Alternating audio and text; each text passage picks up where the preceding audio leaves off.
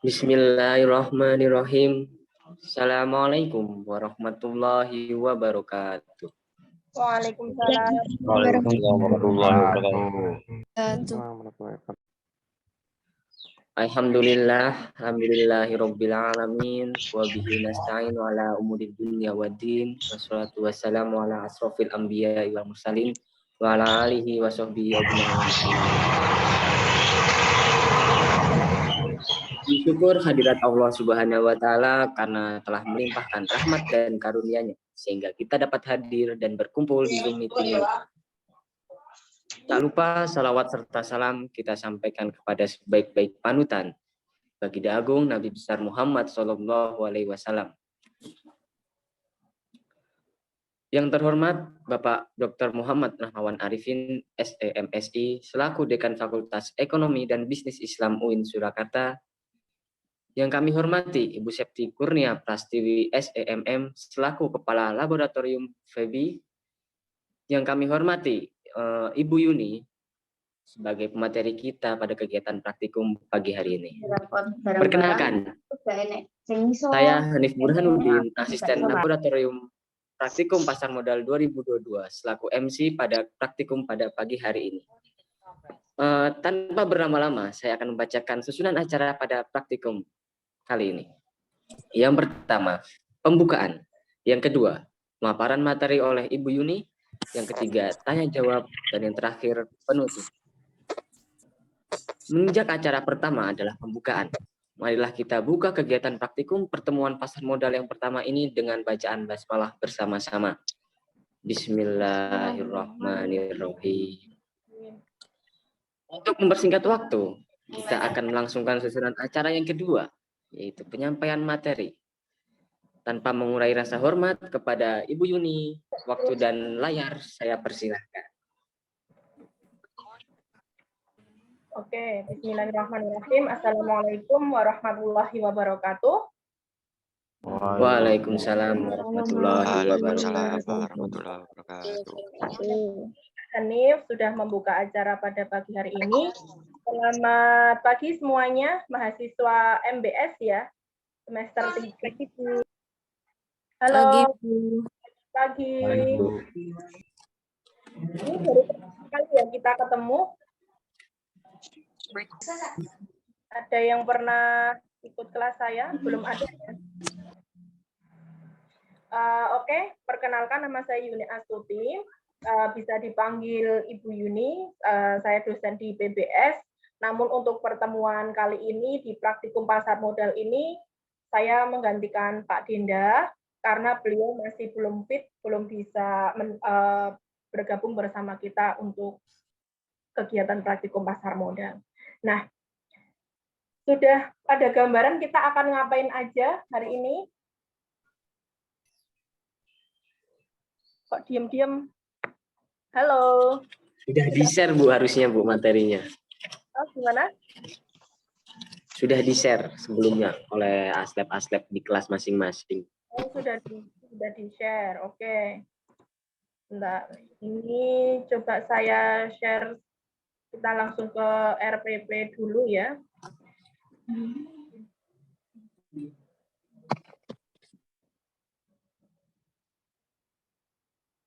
Oke.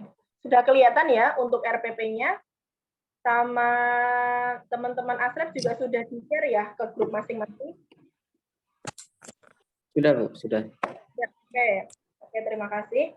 Jadi kita overview dulu untuk program praktikum pasar modal ini merupakan program wajib yang akan diikuti oleh seluruh mahasiswa FEBI. Kalau di tahun ini adalah di semester 3. Jadi seluruh mahasiswa semester 3 di FEBI, itu ada mahasiswa MBS, PBS, dan AKS, semuanya wajib mengikuti program praktikum pasar modal. Dan insya Allah kegiatan ini akan kita ikuti mulai hari ini hingga akhir November.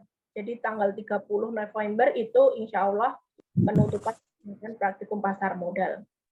Nah, sebenarnya apa kegiatan praktikum ini? Kegiatan ini sebenarnya tujuannya adalah untuk membekali teman-teman mahasiswa semua sebelum nantinya ketika sudah lulus itu dan skill yang baru ya, selain dari ilmu yang diperoleh di prodi. Makanya ini kampus punya program namanya Praktikum Pasar Modal. Di sini nanti teman-teman akan belajar tentang teori, habis itu nanti ada prakteknya, praktek transaksi langsung, yaitu transaksi beli dan jual saham dengan akun masing-masing dan dengan dana masing-masing. Dananya dana real, gitu ya.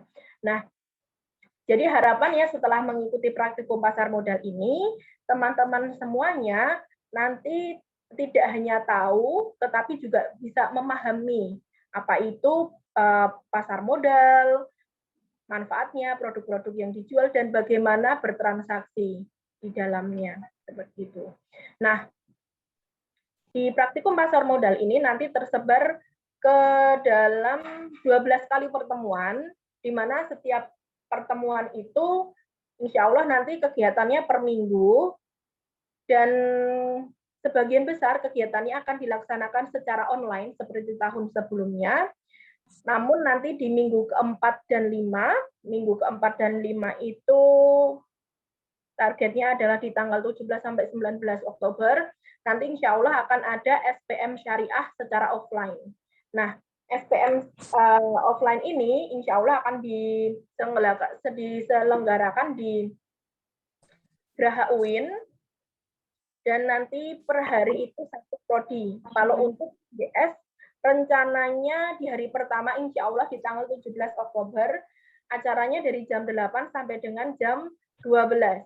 Jadi di acara SPM offline nanti, teman-teman akan mendengarkan pemaparan materi ya tentang SPM Syariah dari BEI, OJK, dan juga IPOT. Kemudian di hari itu juga ada live trading bareng, praktek transaksi bersama-sama dengan peserta lainnya dan juga IPOT. Nah, kegiatan yang tapi aku ya selain kegiatan yang offline tadi, kegiatan akan secara online sesuai jadwal masing-masing. Di minggu ini saya menggantikan Pak Dinda. Kemudian di minggu selanjutnya, yaitu minggu depan, itu agendanya adalah pembukaan akun bersama, pembukaan akun IPOT bersama-sama secara online, nanti akan dibantu oleh staf dari IPOT atau Indo Premier, dan nanti ada teman-teman kakak-kakak senior atlet yang membantu. Dan ini insya Allah untuk acaranya nanti sesuai jadwal ya, jadwal yang sudah di-share. Kemudian di pertemuan ketiga itu nanti masuk ke materi analisis fundamental, khususnya dengan pendekatan value investing yang akan dibawakan oleh Bu Endah. Karena Pak Dinda masih belum bisa mengampu kelas, maka nanti diganti oleh Bu Endah Sayeti. Selanjutnya teman yang kelima, nanti ada SPM Syariah secara offline yang saya jelaskan tadi.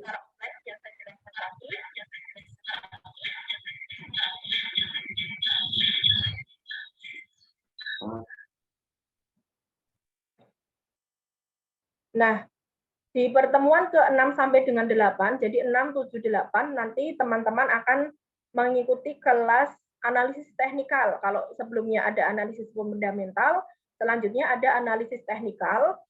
Itu akan dibawakan oleh Mas Yusuf, yang biasanya teman-teman temui kalau di akademik gitu ya, ada Mas Yusuf. Nah, itu yang akan membawakan materinya. Kemudian di pertemuan ke-9, itu nanti ada materi dari IPOT tentang panduan penggunaan aplikasi.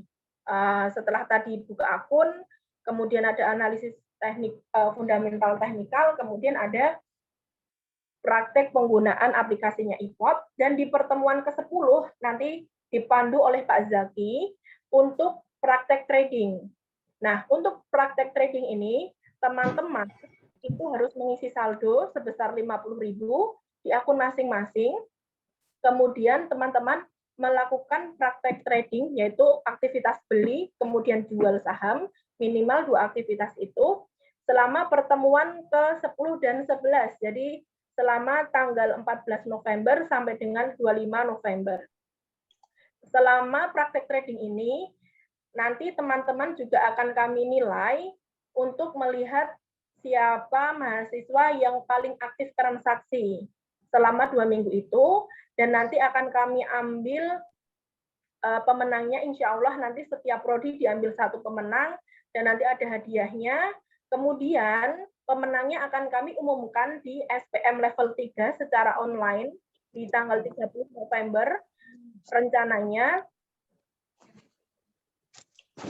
di SPM yang level 3 ini nanti kegiatannya SPM seperti biasanya, namun isinya nanti lebih kepada market outlook, prospek IHSG, prospek pasar, seperti itu.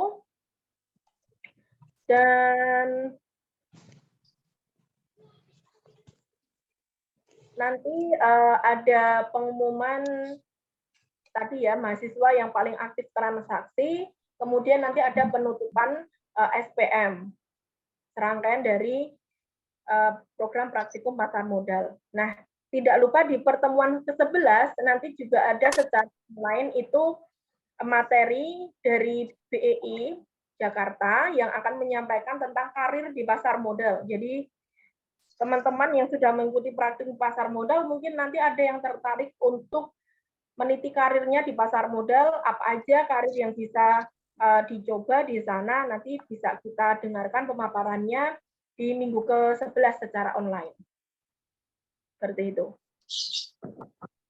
Nah, seperti itu gambaran terkait serangkaian kegiatan praktikum pasar modal yang akan teman-teman ikuti selama 12 minggu ini. Dan kami harapkan selama 12 minggu ini teman-teman bisa mengikuti, karena praktikum pasar modal meskipun tidak ada SKS-nya, SKS-nya 0, tetapi praktikum ini bersifat wajib. Kemudian sertifikat kelulusannya itu nanti menjadi salah satu syarat administratif untuk mendaftar monakosah atau ujian skripsi. Nah, jadi saya harapkan teman-teman nanti bisa mengikuti serangkaian praktikum pasar modal ini dan juga nanti bisa lulus. Nah, untuk penilaian kelulusannya, benar ya, saya share.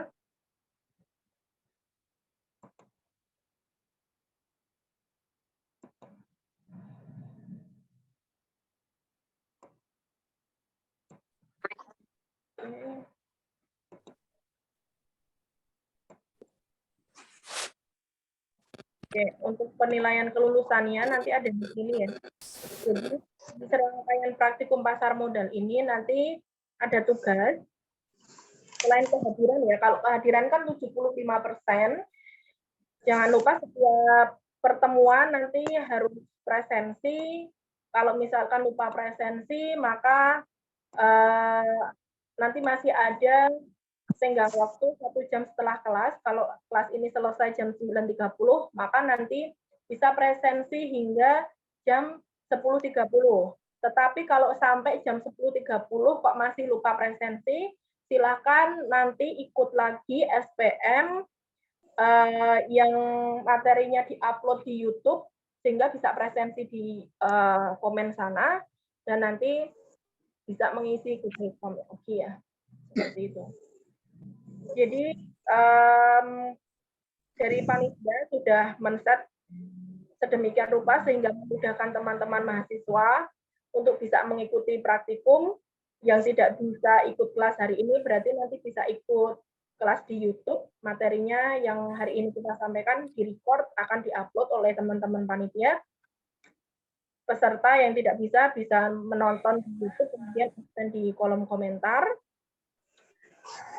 Tetapi ketika sudah lewat hari ini, misalkan lupa presensi, nah itu sudah bukan lagi tanggung jawab kami untuk memfasilitasi presensi ya. Jadi saya harapkan teman-teman semuanya sudah semester 3 bisa profesional dan tidak dan tidak mencari-cari kelemahan panitia. Kami sudah mencoba untuk memfasilitasi teman-teman semuanya untuk bisa presensi. Nah, di serangkaian praktikum pasar ini nanti ada tugas. yang harus dilakukan. Yang pertama adalah opening account. Opening account atau pembukaan akun ini akan dilakukan mulai minggu depan di pertemuan kedua. Nah, output dari pembukaan akun ini adalah setiap mahasiswa nanti harus sudah mempunyai akun saham di aplikasi iPod. Jadi untuk praktikum ini kita menggunakan sekuritas Indo Premier, aplikasinya namanya iPod, dan untuk pembukaan akunnya kita lakukan secara online melalui aplikasi iPod tadi, bisa di-download di Play Store ataupun App Store. Ini ya, silakan ketik iPod biasa. Oke. Nah, kemudian sebelum memulai pembukaan akun, silahkan dipersiapkan data-data yang diperlukan, dan ini perlu disiapkan dari sekarang jika masih ada data yang belum lengkap. Nah, data yang pertama ada IKTP pribadi ya tentunya, kemudian NPWP juga ada. Kalau tidak punya NPWP, tidak usah membuat nasional. Nah, kemudian buku tabungan pribadi dari Bank Nasional maksudnya adalah bank yang bisa diakses secara nasional. Jadi jangan pakai BPR ataupun virtual account. Kalau misal teman-teman semuanya sudah punya bank BCA, silahkan nanti pakai bank BCA saja. Karena ketika teman-teman pakai bank BCA, nanti RJN-nya akan dibuatkan dalam Bank BCA. Tetapi ketika buku tabungan yang disertakan itu selain Bank BCA, maka nanti RDN-nya adalah Bank Permata. Nah, untuk buku tabungannya ini bisa menggunakan buku tabungan yang tidak ada buku tabungannya itu. Jadi misalkan kalau BCA itu ada BCA Ekspresi kayak gitu ya. Itu tidak ada buku tabungannya, tetapi itu tetap bisa dipakai. Nah, kemudian yang ketiga adalah nomor HP aktif dan tersedia pulsa SMS. Artinya nomor GSM-nya itu bisa dipakai oleh teman-teman. Karena waktu pembukaan akun nanti akan ada kode OTP yang dikirimkan oleh sistemnya iPod ke nomor SMS teman-teman. Dan kode OTP otomatis nanti harus di-input ke aplikasi waktu pembukaan.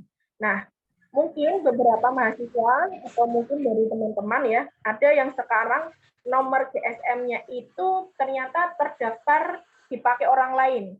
Jadi yang bisa kita pakai cuma WA, misal seperti itu. Nah, nomor handphone yang harus dicantumkan nanti, yang GSM-nya juga kita yang pegang ya, atas nama kita, dan ada pulsanya, nanti kalau ada OTP bisa menerima, dan kita sendiri yang membaca kode OTP tadi. Jangan sampai kode OTP itu diserahkan ke orang lain. Selanjutnya, menggunakan email dengan domain Gmail. Jadi kalau ada yang pakai Yahoo atau Hotmail atau Rocketmail atau apalah gitu ya, kami sarankan pakai Gmail karena umumnya ketika membuka akun yang lancar emailnya nanti yang Gmail. Nah, kemudian yang harus disiapkan adalah uang senilai 50.000 ini dari uang masing-masing mahasiswa ditransfer ke rekening saham masing-masing mahasiswa nanti. Seperti itu. Nah, di akhir kalau misal sudah selesai praktikum, uang ini juga bisa ditarik kembali ke nomor rekening teman-teman, yaitu akan masuk ke buku tabungan yang tadi disertakan. Seperti itu ya. Nah, misalkan ketika nanti waktu pembukaan akun terjadi masalah, biasanya kendala pertama adalah IKTP-nya tidak terdaftar atau tidak terdeteksi di Dukcapil Pusat. Jadi sistemnya iPod ketika mengecek IKTP-nya teman-teman ternyata IKTP-nya tidak terdeteksi. Nah, misal seperti itu, maka mahasiswa harus mengurus sendiri ke Dukcapil di alamat KTP masing-masing. Atau nanti silahkan membuka websitenya Dukcapil, kemudian coba kontak customer service ataupun email ke CS ya, untuk meminta agar nomor KTP kalian itu tersinkronisasi di Dukcapil Pusat sehingga nanti bisa terdeteksi. Nah, kesalahan kedua atau permasalahan kedua biasanya nomor handphonenya tadi ya, nomor handphonenya ternyata GSM-nya itu dipakai orang lain, jadi harus diperhatikan dari sekarang. Ketiga, salah memasukkan alamat email. Nah, ini kita harus hati-hati karena setiap pembukaan akun nanti kita akan dapat notifikasi akun kita sudah jadi atau belum itu dari email. Sehingga teman-teman harus hati-hati ketika menginput email, kemudian nomor handphone. Dan yang paling penting lagi adalah satu iktp itu hanya bisa dipakai untuk membuat satu akun di e-port. Kalau misalkan teman-teman sudah mempunyai akun saham di sekuritas lain, misalkan di Dana Reksa, di BNI, Mandiri, Mirai, atau di lainnya, teman-teman harus membuat akun di e-port untuk keperluan praktikum pasar modal, tetap akan membuat. Dan untuk RDN, RDN itu adalah rekening dana nasabah. Jadi ketika akun nanti sudah jadi, teman-teman itu akan memperoleh username sama password itu untuk login ke aplikasi, kemudian nanti akan ada PIN untuk user, password, dan PIN. Ini teman-teman sendiri yang menginput, sehingga teman-teman harus mencatatnya, harus mengingatnya, karena kalau lupa nanti teman-teman harus menggunakan bantuan lupa password, atau kalau misal tetap tidak berhasil, nanti harus minta tolong ke Aslab biar oleh teman-teman Aslab ini ditanyakan ke e-port, sehingga prosesnya nanti lama. Nah, ketika akunnya sudah jadi, maka teman-teman nanti bisa login menggunakan username dan password yang tadi di-input, login ke aplikasi e-port, kemudian dari sana nanti bisa membuka menu profile dan mengecek apakah RDN-nya sudah jadi atau belum. RDN itu adalah rekening dana nasabah yang nantinya akan menampung asetnya teman-teman ya. Jadi kalau mau isi saldo 50.000, nanti uangnya ditransfer ke RDN masing-masing. RDN-nya dilihat dari mana? RDN-nya nanti dilihat dari aplikasi masing-masing. Yang tahu cuman mahasiswanya. Kita tidak bisa melihat data teman-teman semuanya. Nah, RDN satu orang dengan orang lain nanti akan berbeda. Dan RDN ini akan dibuatkan oleh e-port sendiri, bukan kita yang membuatkan, bukan juga teman-teman, gitu ya. Semoga untuk pembukaan akun ini semuanya sudah paham. Kira-kira di sini semuanya sudah punya iktp? Sudah? Sudah, Bu, harusnya. Sudah ya, sudah 17 tahun ya, dan sudah keterima di kampus. Kalau dulu waktu daftar kan ada iktp ya. Nah, kemudian nomor handphonenya yang GSM gimana? Apakah semuanya sudah atas nama teman-teman dan apa namanya memang teman-teman yang pegang bukan orang lain? Ya, milik sendiri, Bu. Alhamdulillah. Nanti mendadak, Bu, ternyata nomor saya hangus. Nah, harus hati-hati ya. Karena bisa aja karena terbiasa isi paket data, tidak pernah beli paket reguler, tidak pernah beli pulsa reguler, akhirnya masa tenggang waktunya itu habis sehingga hangus bisa saja. Nah, silakan dicek dari sekarang. Nah, kemudian untuk bukti pembukaan akun ini nanti bisa di screenshot, nanti bisa login kemudian membuka menu profile, selanjutnya account information, kemudian di screenshot dan diupload ke Google Form. Google Form-nya nanti akan dikirim oleh teman-teman panitia di tanggal 15 Oktober ini. Jumat ya, di tanggal Jumat. Nah, kalau misalkan terjadi kendala, nanti teman-teman bisa menghubungi Aslab, yaitu teman-teman panitia, kakak-kakak kelas yang ada di masing-masing kelas ya. Nanti biar teman-teman Aslab itu yang meneruskan untuk mencarikan solusi.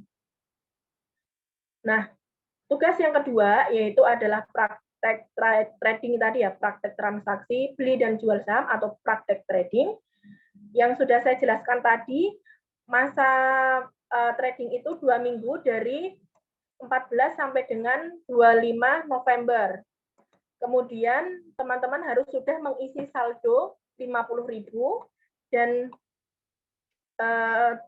ketika sudah selesai praktek trading, nanti teman-teman akan diminta untuk membuat laporan hasil trading ya. pelaksanaan trading tadi. Laporannya itu meliputi ini ya, meliputi saham apa saja yang dibeli, kemudian analisis yang digunakan. Kenapa misalkan saya membeli saham Sido Muncul, misalkan seperti itu. Kenapa saya membeli Sido Muncul, alasannya apa, analisisnya ya, mungkin nanti pakai fundamentalnya apa, teknikalnya apa. Kemudian dari uang 50.000 atau uang berapa yang teman-teman punya, saldonya itu, berapa yang dialokasikan untuk beli Sido atau mungkin beli saham yang lain. Apakah 50.000 itu dibelikan satu saham aja atau belikan dua saham. Nah, kemudian untuk melihat berapa tingkat keuntungan yang di akhir. Nah, tingkat keuntungannya ini bisa dilihat dengan cara teman-teman mengecek nilai aset masing-masing di hari Jumat tanggal 25 November, karena ini hari terakhir ya. Misalkan di hari Jumat tanggal 25 November, pukul 17, misalkan seperti itu, pukul 17, teman-teman mengecek ketika sudah closing market ya, mengecek saldo asetnya total itu ada 60.000 gitu. Kemudian dibandingkan dengan modal awalnya teman-teman adalah 50.000. Berarti teman-teman sudah untung berapa? Sudah untung berapa? Kalau dari 60.000 awalnya 50.000? Untung 10.000. 10.000. Nah, 10.000 dibandingkan 50.000 modal awal itu berarti berapa persen? 20%. 20. Nah, tingkat keuntungannya teman-teman adalah 20%. Nah, laporannya nanti bisa dibuat dalam satu halaman saja, bisa deskriptif ataupun dibikin mind map gitu ya, yang berisi 4 poin ini. Nah, kemudian laporan tadi dipresentasikan dalam bentuk video presentasi dan diupload ke akun YouTube masing-masing. Setelah itu nanti link presentasinya yang dimasukkan ke Google Form beserta screenshot file-file yang lainnya. Nah, untuk video presentasinya nanti minimal 5 menit, maksimal 10 menit. Nah, untuk batas uploadnya nanti di hari Sabtu, yaitu hari Sabtu tanggal 26 November pukul 17. Nanti yang perlu diupload adalah berapa kali transaksi ya, berapa banyaknya transaksi dari tanggal 14 sampai 25, kemudian ada screenshot tadi account information ya, dari menu profile, kemudian account information, itu akan kelihatan nama, username, kemudian RDN-nya, kemudian screenshot menu historical transaction, kemudian tadi ada file laporannya juga yang perlu diupload. Nah, untuk linknya nanti akan disampaikan oleh teman-teman. Link untuk Google Form-nya ya. Dan tidak lupa nanti ada link presentasi yang di YouTube juga dimasukkan. Nah, itu tadi terkait tugas yang kedua, tugas yang terbesar ya, yaitu setelah praktek trading. Sebelum kita ke komponen penilaian, ada yang mau ditanyakan dulu? Nanti sekalian aja ya. Nah, ini komponen penilaiannya adalah ada empat komponen yang kita nilai. Yang pertama adalah pembukaan akun. Jadi ketika teman-teman sudah berhasil membuka akun, sudah jadi RDN-nya, setidaknya teman-teman sudah punya nilai sebesar 100. Kemudian kalau ikut transaksi selama 2 minggu itu, yaitu melakukan praktek trading, itu sudah dapat nilai 100. Dengan catatan teman-teman melakukan aktivitas minimal beli dan jual. Jadi ada 2 transaksi minimal di dalam 2 minggu itu. Nah, kemudian membuat laporan aktivitas trading tadi, yang cuma 1 lembar tadi,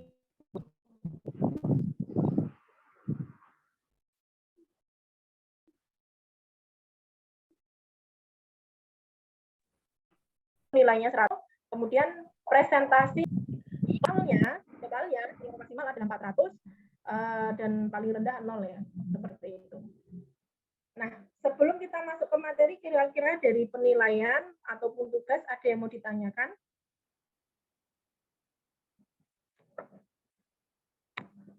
Untuk pertanyaan nanti aja Bu di akhir sesi.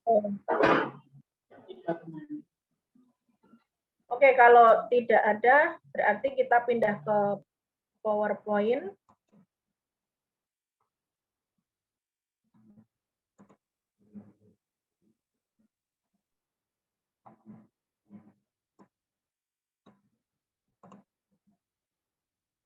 Oke, ini yang nyoret di sini tadi siapa? Yang nyoret itu kelihatan nggak dari situ? Ini siapa? Apakah ini ada chat? Oh ini ya nanti ya. Oke. Oke.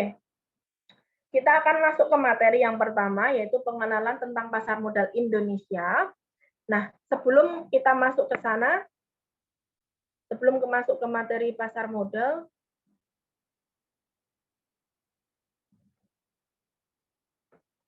nggak bisa. Oke. Nah, teman-teman merasa nggak kalau dari waktu ke waktu kita punya uang, itu ternyata nilainya itu semakin turun. Kalau yang akhir-akhir ini karena ada kenaikan BBM, mungkin yang biasanya beli Pertalite 100 beli 100.000 itu bisa untuk 1 bulan gitu ya, bisa dapat 10 liter lebih dulu sebelum ada kenaikan harga, tetapi setelah ada kenaikan harga cuman bisa dapat 8 liter atau berapa seperti itu. Nah, kalau di makanan dulu di tahun 2010 dengan uang 100.000 itu kita bisa makan enak untuk 5 orang gitu ya. Jadi 20.000 itu udah makan enak di kafe, makan dan minumnya udah enak ya di kafe 5 orang. 100.000 tahun 2020. Tetapi di tahun 2015 ternyata 100.000 itu cuma bisa buat makan enak 5 orang gitu. 4 orang di tahun 2015. Nah, sekarang ini di tahun 2022 ternyata kalau kita makan enak gitu ya, ada makanannya, ada minumannya, kita nongkrong di kafe, dengan uang 100.000 itu cuma bisa untuk 2 orang gitu. Nah, ada lagi kalau zaman dulu ya, waktu 97 mungkin teman-teman belum lahir semuanya, belum lahir. Kalau saya sudah lahir ini ya, di tahun 97 itu kalau kita beli burgernya McDonald ya, Big Mac itu cuma 4.600 di tahun 97. Nah, tetapi sekarang di tahun 2019 ya, kemarin-kemarin ini ternyata untuk satu Big Mac-nya itu harganya udah naik jadi 36.500. Nah, ternyata kalau dikonversi selama 23 tahun itu kenaikan harga Big Mac itu setara 30%. Nah, kira-kira tahu nggak, ini ya sebelum ke sini ya, kira-kira tahu nggak kenapa harga-harga itu cenderung naik? Jadi kalau kita punya uang yang 100.000 gitu ya, seperti yang tadi, barang yang bisa kita beli dengan uang 100.000 itu semakin sedikit gitu. Semakin sedikit barang yang bisa kita beli dengan uang 100.000. Atau kalau kita mau beli barang yang sama, kita harus mengeluarkan uang yang lebih banyak gitu dari waktu ke waktu. Nah, kira-kira itu terjadi karena apa ya? Ada yang tahu? Inflasi. Karena inflasi, Bu. Benar, karena inflasi. Coba yang tadi jawab kasih bintang. Dikasih bintang aja. Tetapi tidak dikasih door prize. Oke, benar, karena inflasi. Nah, inflasi itu adalah fenomena di mana harga-harga barang secara umum itu mengalami kenaikan. Dan inflasi ini terus terjadi ya dari tahun ke tahun. Rata-rata inflasi di Indonesia itu satu tahunnya itu 4,5% sampai dengan 5% gitu.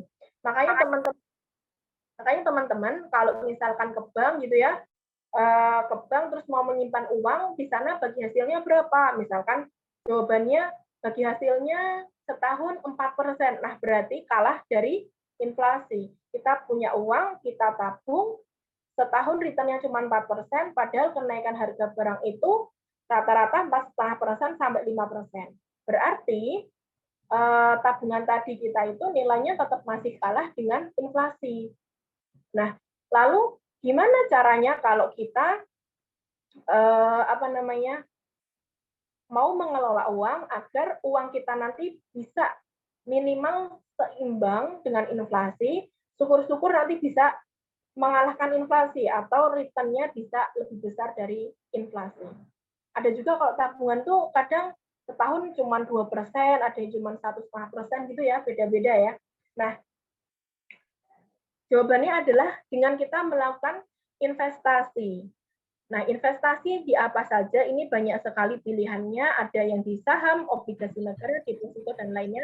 Nanti kita bahas di belakang.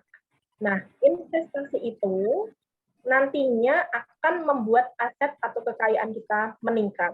Kalau biasanya ya kita kalau punya uang atau punya uang saku, punya penghasilan gitu, biasanya kita habis ada uang yang kita terus spending itu kita mengeluarkan untuk konsumsi. Itu baru ada tabungan, baru ada investasi. Nah, sebenarnya itu adalah perilaku yang kurang tepat karena kalau misalkan kita menabung dan berinvestasi dengan uang yang sisa, itu biasanya nanti memang tidak ada uang sisa gitu ya. Jadi kalau misalkan kita ingin bisa menabung ataupun investasi yang bagus, itu ternyata dari awal kita tuh harus menyisihkan loh uang yang akan kita tabung ataupun kita investasikan. Jadi uang yang nantinya kita belanjakan atau yang bersifat konsumtif itu nanti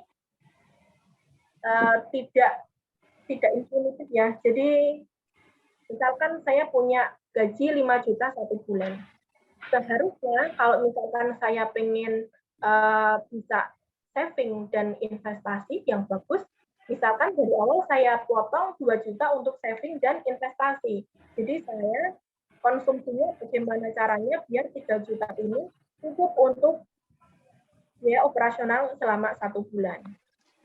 Nah, akhirnya kalau misalkan kita bisa konsisten seperti itu, nanti aset atau kekayaan kita nanti bisa lebih banyak atau bisa lebih bertumbuh juga. Karena setiap bulan kita ada alokasi khusus untuk tabungan dan investasi terus. Gitu. Nah, kira-kira kalau di teman-teman gimana? Saving sama investasinya belakangan atau malah nggak ada sama sekali saat ini? Ada yang mau sharing? Nggak ada, Bu. Karena masih dapat uang saku. Oke, nggak apa-apa. Mungkin ada yang sambil kerja atau punya bisnis, itu bisa dikelola dari sekarang, dialokasikan untuk saving dan investasi dari sekarang ya. Nah, selanjutnya, investasi itu ada macam-macam ya. Ada yang di sektor real dan juga ada di sektor keuangan ataupun di pasar modal. Kalau di sektor real, misalnya nih ada yang investasi di properti, kemudian ada yang investasi di pertanian seperti itu, ada juga yang investasi di emas atau logam mulia. Kalau mungkin orang tuanya yang beli emas tiap bulan 1 gram, 1 gram, 1 gram itu juga bagian dari investasi di sektor real berupa emas batangan. Nah,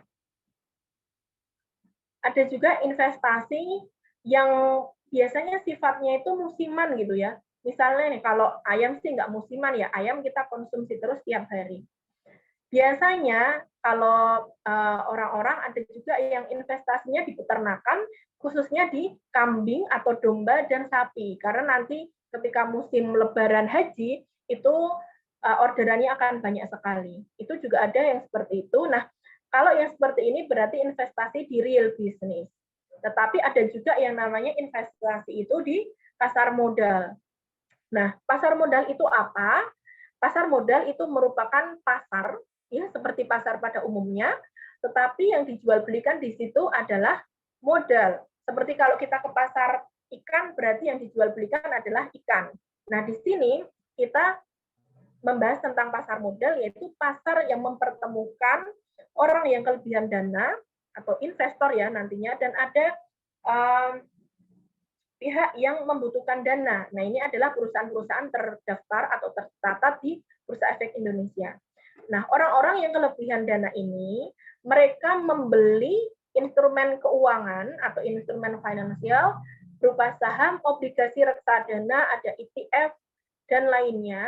Nah, karena membeli ini, otomatis perusahaan yang menjual saham, obligasi reksadana, mereka mendapatkan modal baru. Nah, siapa yang mendapatkan modal baru? Yaitu perusahaan-perusahaan yang terdaftar di Bursa Efek. Nah, karena memperoleh modal yang baru,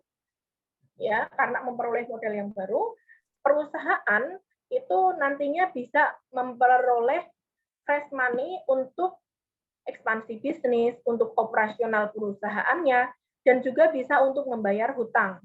Di sini ya ada sumber pembiayaan. Nah, bagi emiten itu, bagi perusahaan yang terdaftar di Bursa Efek Indonesia, itu disebut emiten. Nah, emiten ini karena ada yang membeli sahamnya, gitu ya, akhirnya kepemilikan dari perusahaannya itu jadi lebih menyebar. Kalau misalkan ambil contoh ada Bank Jateng. Bank Jateng itu miliknya Pemprov Jateng ya, pemerintah Provinsi Jateng. Nah, kalau misalkan Bank Jateng ini dia IPO terdaftar di Bursa Efek Indonesia, maka sahamnya akan dibeli oleh masyarakat di Indonesia. Nah, kalau dibeli masyarakat Indonesia berarti nanti kepemilikannya tidak hanya Pemprov Jateng, tetapi juga ada masyarakat umum seperti kita ataupun nanti ada institusi, gitu ya. Nah, bagi investor atau orang-orang umum yang mereka membeli produk di pasar modal seperti saham, gitu ya, pasar modal itu merupakan tempat untuk berinvestasi. Karena berinvestasi ya nanti harapannya bisa memperoleh keuntungan di masa depan. Nah, bagi masyarakat umum, itu pasar modal juga bisa menciptakan lapangan pekerjaan karena ada profesi-profesi yang tercipta karena adanya pasar modal. Contoh nih, ada broker saham, kemudian ada marketing gitu ya, ada analis, ada orang yang menciptakan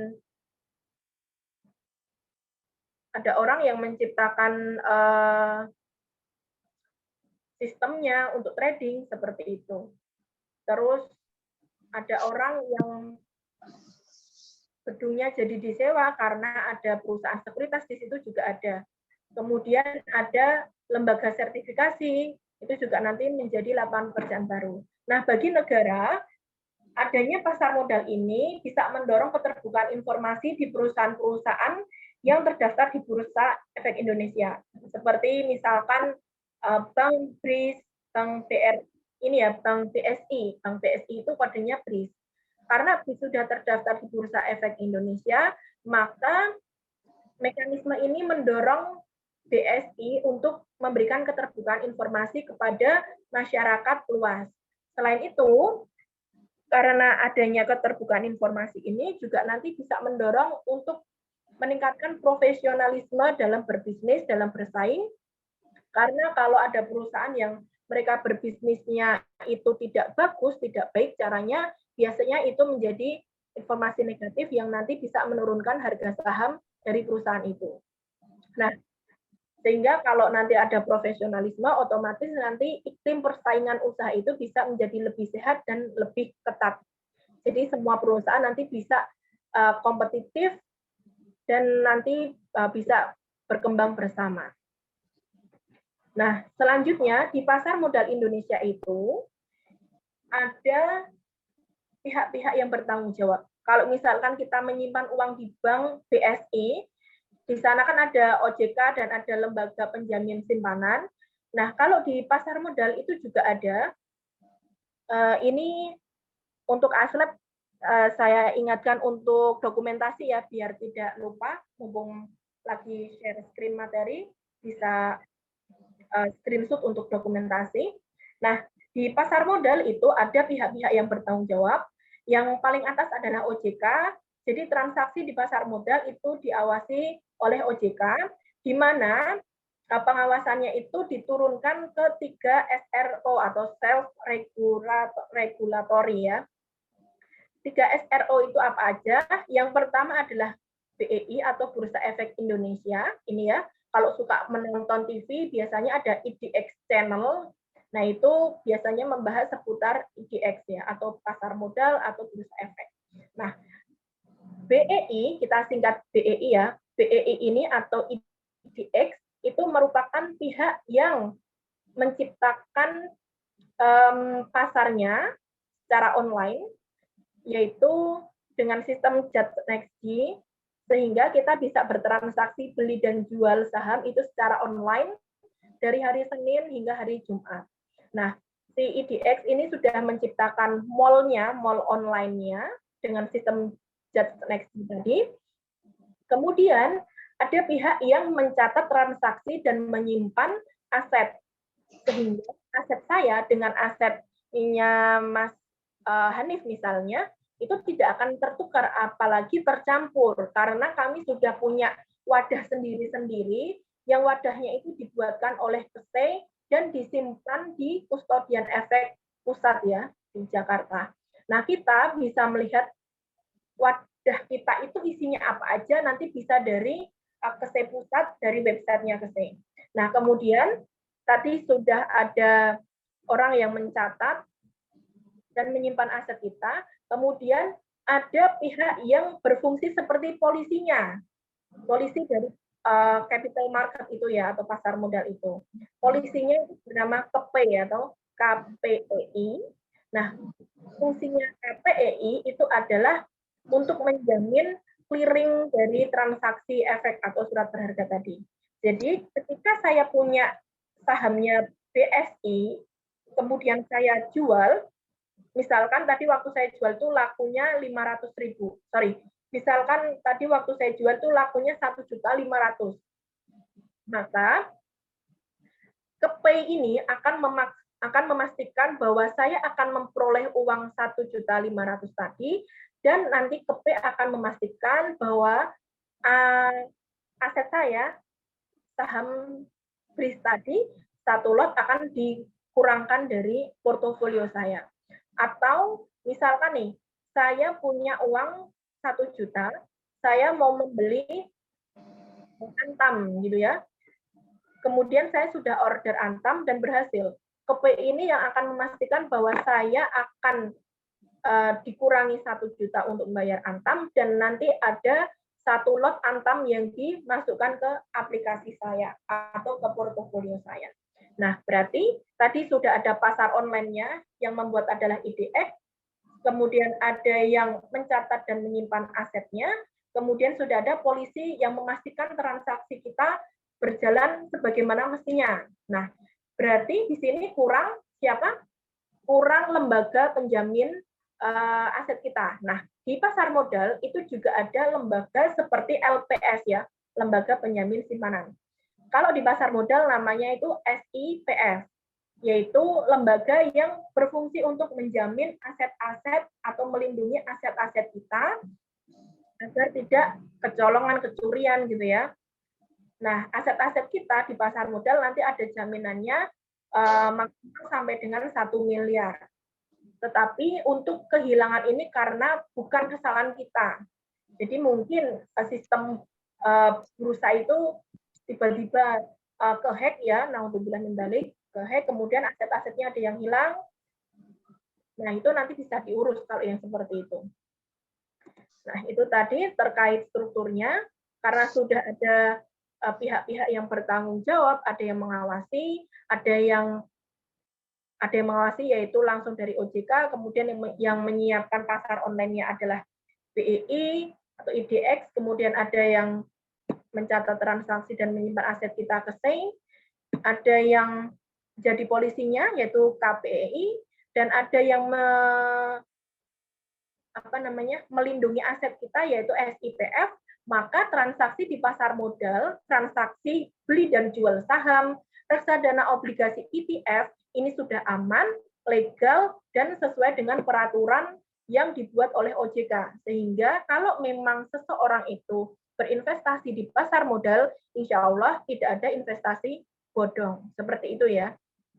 Nah, kalau tadi pasar modal, karena kita UIN, kita akan membahas tentang pasar modal syariah. Nah, pasar modal syariah itu merupakan pasar modal yang sebenarnya mirip dengan pasar modal konvensional pada umumnya ya, tetapi prinsip-prinsip yang digunakan itu adalah prinsip-prinsip yang sesuai dengan Islam atau syariah. Nah, kita ke ini dulu ya. Di pasar modal syariah itu berarti bisa dikatakan dia pasar modal syariah karena nanti untuk sistem online-nya dari IDX itu dia sudah sesuai dengan prinsip Islam, jadi jelas pasarnya di mana, jelas mekanisme transaksinya seperti apa, transaksinya adalah secara online, ya kan, dan dilakukan dari aplikasi, ordernya dari aplikasi yang dimiliki oleh sekuritas, kemudian yang dijual belikan, yang dibeli jualkan, yang ditransaksikan itu aset-aset yang sudah memenuhi syarat syariah seperti saham, reksadana, sukuk ya. Kalau obligasi syariah itu namanya sukuk. Kemudian ada ETF syariah. Nah, kemudian di transaksi ini nanti juga menggunakan uang cash alias tidak ada fasilitas hutang dan juga tidak ada fasilitas bunga. Nah, selanjutnya mekanisme-mekanisme lain nanti diatur oleh fatwa MUI, nanti bisa kita lihat di slide berikutnya. Nah, di pasar modal syariah itu produknya yang bisa ditransaksikan apa aja? Ada saham syariah, obligasi syariah atau sukuk, kemudian reksadana syariah, dan juga ada ETF syariah. Nah, saham syariah, apakah di sini sudah ada yang pernah transaksi saham? Belum, Bu. Belum. Oke, berarti pertama kali teman-teman akan mencoba bertransaksi saham. Jadi saham itu merupakan bukti kepemilikan suatu perusahaan yang nantinya memberikan hak untuk mengklaim atas penghasilan dan kekayaan perusahaan. Jadi nih, misalkan saya pakai motor Honda gitu ya. Honda itu produknya mana? Ada yang tahu? Astra. Nah, betul. Berarti kalau saya punya saham Astra, 1 lembar saja, berarti itu menunjukkan bahwa saya adalah pemiliknya Astra. Nah, tetapi besarnya modal yang sudah saya tanamkan di Astra itu tentu tergantung dari nilai saham yang saya punya. Kalau saya cuma punya 1 lot ya nanti setaranya 1 lot gitu ya. Kalau saya punyanya 1 juta lot nanti tentu lebih besar. Nah, saham ini bisa kita beli minimal 1 lot atau 100 lembar. Jadi misalkan harga saham Astra itu 8.000 gitu ya di pasar. Berarti kalau untuk beli 1 lot saya butuh berapa uangnya? 8.000 dikali 1 lot. 1 lotnya berapa? 100 lembar. Berarti 8.000 dikali 100 lembar. Berarti saya butuh uang berapa? 800.000. Nah, juga saham yang murah. Misalkan nih, Sido muncul, dia harganya di Rp600. Berarti saya butuhnya 60.000. Berarti modal yang kita butuhkan untuk membeli saham itu tergantung dari harga saham yang kita beli nanti. Nah, ketika saya punya saham Astra, ketika perusahaan Astra ini memperoleh pendapatan, kemudian ada penghasilan. Nah, kalau misalkan dia ada penghasilan, berarti saya nanti berhak untuk memperoleh dividen atau bagian dari laba. Nah, misalkan waktu saya beli Astra itu di harga 8.000, kemudian harganya naik jadi 9.000, dan saya jual waktu harganya naik, berarti saya untung berapa? Kalau saya punya Astra, belinya 8.000 per lembar. Kemudian harganya itu naik jadi 9.000. Berarti kalau saya jual di harga 9.000, saya untung berapa per lembarnya? 1.000. Benar, 1.000. Nah, 1.000 tadi itu adalah namanya capital gain. Capital gain ya. Capital gain. Jadi capital gain itu adalah keuntungan karena kita menjual saham di harga yang lebih mahal dibandingkan harga beli kita. Nah, kalau kita punya saham, nanti kita juga bisa ikut yang namanya RUU RUPS, Rapat Umum Pemegang Saham. Nah, ini kalau teman-teman ada yang ikut organisasi, biasanya di akhir kepengurusan itu ada rapat pertanggungjawaban. Nah, maka di perusahaan itu juga ada namanya RUPS. Dan yang boleh datang adalah pemiliknya atau pemegang sahamnya. Kalau misalkan kita punya satu lot saja, itu kita sudah bisa ikut RUPS gitu ya. Kita ikut RUPS, kita mendengarkan perusahaannya itu melaporkan kinerjanya kepada kita karena kita adalah pemiliknya. Nah, ada lagi ada HMETD, nanti kalau misalkan Astra atau perusahaan yang lainnya itu menerbitkan saham baru, kalau kita sudah punya sahamnya terlebih dahulu sebelum dia menerbitkan saham baru, nanti kita bisa memperoleh HMETD atau hak memesan efek terlebih dahulu. Kita bisa beli harga yang baru itu lebih murah dibandingkan harga di pasar. Kemudian saham ini bisa kita pegang, kita miliki sampai jangka waktu yang tidak ditentukan selama perusahaan itu masih berdiri. Terus yang tidak kalah pentingnya adalah saham ini bisa diwariskan. Jadi kalau misalkan kita punya teman, mau kita suatu hari meninggal, keluarga kita, orang baru, nanti juga bisa.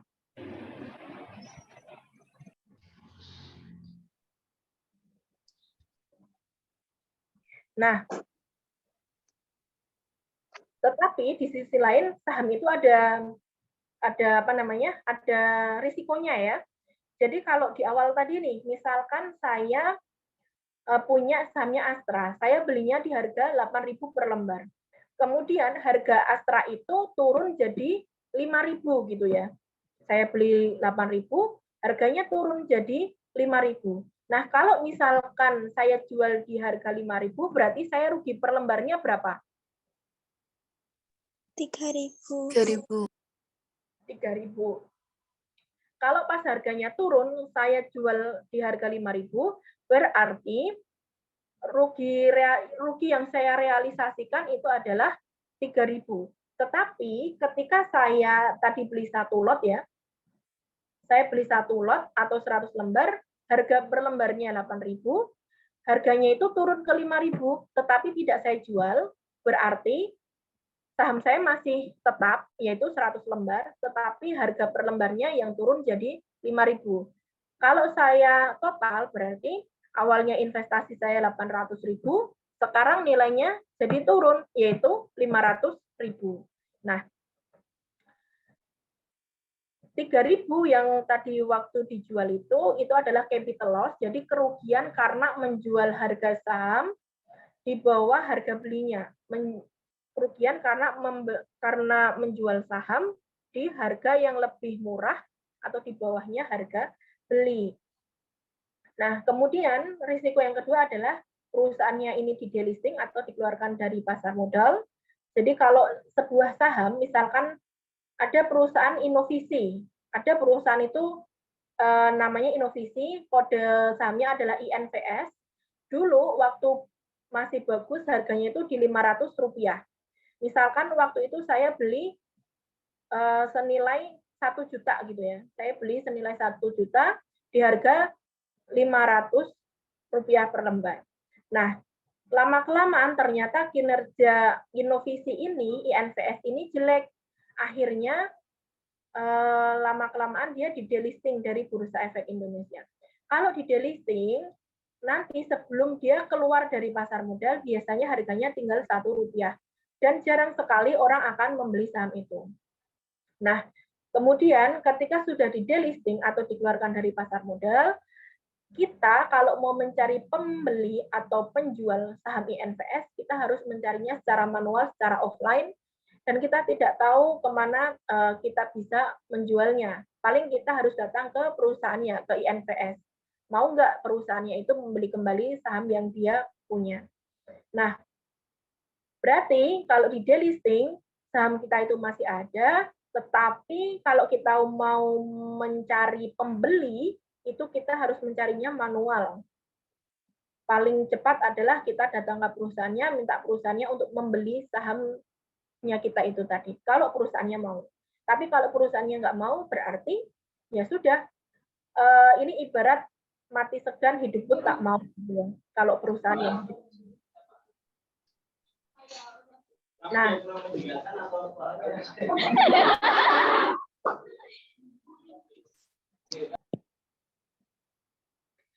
kemudian risiko yang paling besar dari investasi saham adalah ketika perusahaannya itu bangkrut. Ibaratkan misal perusahaan INPS itu akhirnya bangkrut misalkan. Berarti uang 1 juta yang sudah saya belikan saham tadi akan hilang atau hangus. Nah, itu adalah kerugian terbesar dari investasi sahamnya, itu uang kita akan hangus atau hilang ketika perusahaannya itu bangkrut. Kalau bangkrut ya perusahaannya sudah bubar gitu. Nah, apa yang harus dilakukan biar kita bisa meminimalisir risiko-risiko ini? Karena bisa saja nanti takut ya, kalau saya mau beli ternyata sahamnya nanti turun terus gimana caranya biar tidak rugi. Nah, itu nanti akan dibahas di analisis fundamental dan teknikal di pertemuan ketiga ya. Ketiga itu pertemuan fundamental, ke-6, 7, 8 itu teknikal. Itu yang akan dibahas untuk meminimalisir risiko dari transaksi saham. Nah, saham yang ada di Indonesia, di Bursa Efek Indonesia, itu ada sekitar 800 emiten atau perusahaan. Jadi kalau misal beli saham, ada 800 pilihannya. Ini adalah salah beberapa saham yang terdaftar di Bursa Efek Indonesia. Ada Astra, yang motornya Honda, Vario, Beat, Scoopy, itu adalah produknya Astra. Kemudian yang mobilnya itu Toyota, kemudian ada apa lagi? Toyota dan banyak lagi ya. Avanza itu juga produknya Astra. Kemudian Kijang ya, Kijang Innova itu juga Toyota. Nah, ini ada Unilever yang mandinya pakai sabun Lifebuoy mungkin ya, atau yang suka makan Indomie, suka minum jamu Sido Muncul, minum ini ya kayak gini. Nah, ini produknya ya.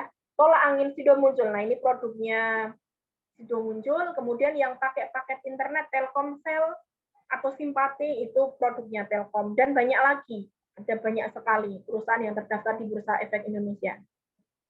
Atau yang suka kalau beli perlengkapan DS hardware, yang orang tuanya kalau nabung emas di Antam, nah itu adalah produk-produk tadi. Nah, selanjutnya dari 800 perusahaan yang terdaftar, apakah ada saham syariah? Jawabannya ada. Bedanya apa sih saham syariah sama yang konvensional? Berarti kalau saham-saham syariah itu dia adalah saham-saham yang terdaftar di Bursa Efek Indonesia, kemudian dia sudah di-screening atau disaring dengan kategori-kategori tertentu. Yang pertama adalah, ini ya, ada 4 kategori ini.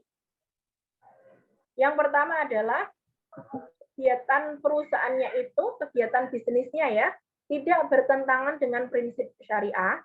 Jadi misalkan perusahaannya itu produknya miras itu tidak masuk, perusahaan rokok juga tidak masuk, perusahaan bank konvensional juga tidak masuk ke kategori saham syariah. Yang kedua adalah total utang dibandingkan asetnya itu maksimal 45% atau rasio DAR itu maksimal 45%. Yang ketiga adalah total pendapatan non halal itu maksimal 10% dari pendapatan usaha.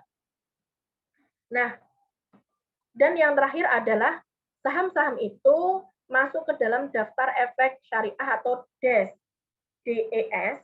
Nah, yang membuat daftar efek syariah itu adalah OJK dan mereka membuatnya 6 bulan sekali. Nah, ini adalah fatwa MUI terkait saham syariah dan juga mekanisme transaksinya dan yang lainnya, dan berkaitan dengan pasar modal syariah juga gitu ya. Nah, nanti teman-teman kalau misalkan mau mencari tahu memang dasar hukumnya apa sih kok boleh ada pasar modal syariah gitu ya, Nah, ini bisa lihat di Fatwa MUI nomor 40 ya. Ini tentang pasar modal dan pedoman umum penerapan prinsip syariah di bidang pasar modal. Kemudian emang produknya ada yang ini ya, yang sesuai dengan prinsip syariah ya gitu ya. Nah, nanti bisa dibaca Fatwa MUI lainnya. Ada yang khusus tentang saham, ini ya ekuitas itu adalah saham. Nanti ada yang reksadana, ada yang sukuk atau obligasi syariah, dan juga ada ETF. Ada banyak sekali. Dan Fatwa MUI ini pertama kali dikeluarkan di tahun 2000 ya, tentang pembiayaan mudharabah. Nah, itu terkait dasar hukumnya. Karena tadi dasar hukumnya juga sudah jelas, mekanisme transaksi dan pihak-pihak yang bertanggung jawab juga sudah jelas, maka transaksi aset syariah atau aset syariah di pasar modal itu sudah legal dan tidak bertentangan dengan prinsip syariah. Nah, ini adalah proses men-screening ya, proses men-screening menjadi saham syariah. Nah, IHSG itu ada 800 perusahaan yang terdaftar. IHSG itu merupakan indeks harga saham gabungan. Jadi dari 800 perusahaan yang tercatat di Bursa Efek itu harganya di rata-rata ketemulah angka itu namanya indeks. Nah, indeks itu dinamakan IHSG. Itu menggambarkan pergerakan harga saham di seluruh perusahaan yang terdaftar di Bursa Efek Indonesia. Kemudian dari IHSG ini di screening dengan aturan tadi ya, ada 4 poin besar tadi, kemudian muncullah ISSI atau Indeks Saham Syariah Indonesia. Itu ada 477 saham, kemudian dari 477 saham itu ada yang dikelompokkan lagi sesuai dengan syarat-syarat tertentu. Misalkan nih, JII, kalau di JII ini ada 30 saham yang paling aktif transaksinya dan yang paling bagus kinerjanya. Kemudian ada JII 70, yaitu 70 saham dengan kriteria tertentu, dan ada IDX MES BUMN. Ini ada 17 saham BUMN yang sesuai dengan prinsip syariah atau memenuhi prinsip syariah. Ini contoh saham syariah yang menabung di Bank BSI. Kode sahamnya adalah BRIS. Nah, BRIS ini waktu dulu IPO pertama kali terdaftar di Bursa Efek Indonesia. Perusahaan kalau misalkan mau terdaftar di Bursa Efek Indonesia, dia pertama kali itu harus mencatatkan diri. Ya seperti register ya. Kalau kalian mau jadi mahasiswa UIN, kan pertama kali kalian harus mendaftar dulu. Mengurusi berkas, terus kemudian diterima gitu. Nah, momen diterimanya perusahaan yang terdaftar di Bursa Efek Indonesia itu adalah momen IPO, yaitu perusahaan pertama kali menjual sahamnya secara perdana ya di pasar perdana atau pasar primer. Jadi kalau pertama kali perusahaan itu mau masuk ke pasar modal, kita kalau mau membeli sahamnya harus lewat IPO. Kita order IPO, nanti itu pertama kali kita order langsung dari perusahaannya. Kalau yang terakhir nih, misal IPO-nya saham Gojek dan Tokopedia ya, kodenya GOTO. Nah, kita kalau mau beli saham GOTO berarti kita harus pesan IPO-nya. Nah, ini juga terjadi waktu di saham BSI. Dulu waktu IPO harganya itu 510. Berarti kalau dulu di tahun 2018 saya membeli saham BSI itu kira-kira butuh berapa uang? 510 dikali 100 lembar. Berarti butuhnya cuma 51.000. Nah, 51.000 yang dulu saya keluarkan di tahun 2018, ternyata sekarang ini di bulan September 2022, tanggal 22 kemarin ya, 22 itu tanggal kemarin, berarti kemarin hari Kamis, dari 2018 sudah berapa? 4 tahun ya. Setelah 4 tahun saya pegang sahamnya, ternyata harga saham BRIS itu sudah naik menjadi Rp1.525. Berarti kenaikan keuntungan saya karena berinvestasi atau membeli sahamnya BSI, kemudian saya diamkan saja, itu saya sudah untung hampir 200%. Kita sudah untung 200%. Dan itu kita lakukan hanya diam diri ya, kita hanya berdiam diri. Kita cuma beli sahamnya, kemudian kita diamkan. Ternyata harganya sudah naik meroket ke 200%. Kalau dulu saya keluar 51.000, berarti uang saya sudah 152.000, sudah untung 200%. Nah, apakah setiap IPO itu sahamnya akan naik? Enggak ya, ada yang justru turun gitu ya, tergantung dari kinerja perusahaannya. Nah, ini contoh saham UNVR atau Unilever, ada yang pakai Vaseline, ada yang pakai Citra Bangu, atau suka makan es krim Magnum, gitu, atau samponya pakai Sunsilk gitu ya. Dulu waktu IPO di tahun 82, ini saya belum lahir, berarti teman-teman juga belum. Itu harga sahamnya 3 ribuan. Terus di tahun 2019 sudah menjadi 42.000. Berarti 37 tahun sudah naik 2.100%. Gitu ya. Atau 2,3 kali. 2.150%. Nah, ini Astra. Astra dulu harganya di tahun 93 itu 16.000 per lembar. Ternyata di tahun 2019 menjadi 736. Mahal sekali ya per lembarnya ya.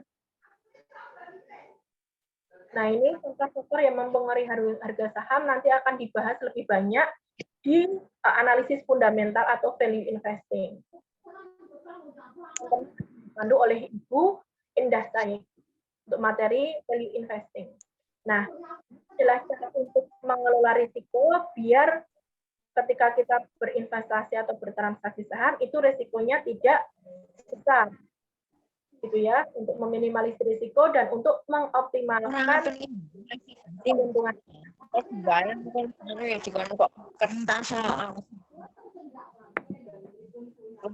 Pisan pinduna aku rame.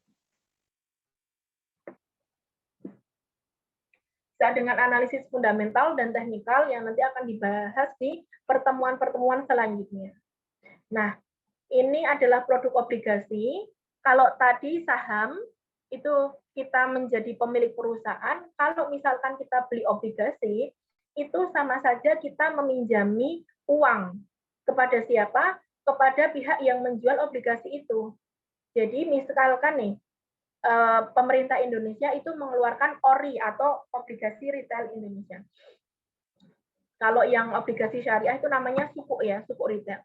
Misalkan pemerintah mengeluarkan sukuk retail kodenya 111 gitu ya. Kemudian kita beli 5 juta. Berarti sama saja kita meminjami pemerintah Indonesia sebesar 5 juta. Nah, ini kalau yang impiannya mau menjadi pahlawan, tidak perlu biaya mahal, cukup saja beli sukuk atau ORI yang dikeluarkan oleh pemerintah Indonesia. Itu sudah sama dengan kalian membantu pemerintah Indonesia untuk pembangunan Indonesia. Karena ORI atau suku ini nanti yang akan digunakan untuk pembiayaan, ada pembangunan ya, ada pembangunan gedung sekolah, ada gedung-gedung perkantoran gitu, ada untuk membiayai permodalan BUMN atau ada juga yang untuk membayar hutang pemerintah Indonesia. Seperti itu. Jadi ketika mau menjadi pahlawan, cukup dengan membeli obligasi atau suku retail gitu. Nah, keuntungannya adalah misalkan kita beli suku, nanti setiap bulan kita akan dapat bunga atau bagi hasil. Kita akan dapat bagi hasil yang sudah pasti berapa, dan itu dibayarkan setiap bulan hingga nanti jatuh tempo. Jatuh temponya misalkan 2 tahun, berarti selama 24 bulan, tiap bulannya itu kita dapat bagi hasil dari pemerintah, langsung masuk ke rekening kita. Nah, nanti waktu jatuh tempo, uang yang 5 juta kita belikan suku retail tadi, itu akan dikembalikan ke kita, gitu ya. Nah, berarti kita tiap bulan tadi sudah dapat bagi hasil, kemudian di akhir periode ya, ketika sudah jatuh tempo, uang yang kita berikan tadi dikembalikan ke kita.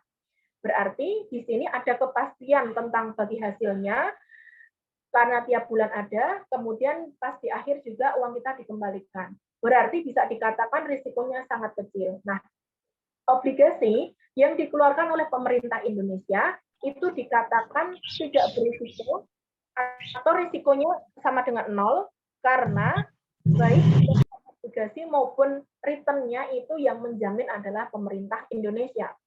Sehingga diasumsikan bahwa pemerintah Indonesia kemungkinan kecil itu bangkrut dibandingkan.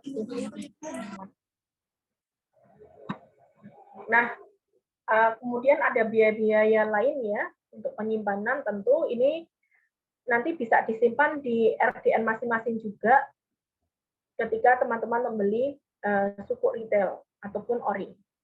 Nah, produk yang kedua adalah reksadana. Nah, cara membedakan reksadana dan saham itu gampang sekali. Jadi ibaratkan teman-teman pergi ke toko buah, di toko buah itu pasti ada buah yang sudah dibikin parcel seperti ini ya. Sudah dibikin parcel seperti ini. Seperti ini ya.